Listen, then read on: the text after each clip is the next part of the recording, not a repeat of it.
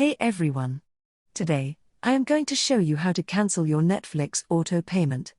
So, let's get started. You can follow this guide on either a phone or a computer. However, it's important to know that you can't currently do this in the Netflix app.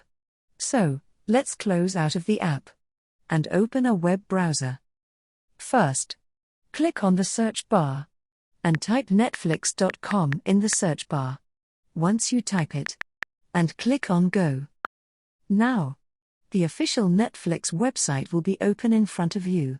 Now, log into your account.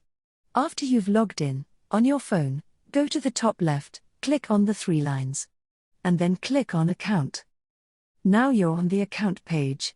Look for Manage Membership and click on it. Scroll down the membership page until you see the option for Cancel Membership. To stop the automatic payment, which is essentially Netflix billing your subscription, click on Cancel Membership. You'll have the option to pause your membership for a month, or if you wish to proceed, click on Finish Cancellation. And there we go. We've now cancelled the subscription. At the end of your current billing cycle, your subscription will stop, and there will be no more automatic payments.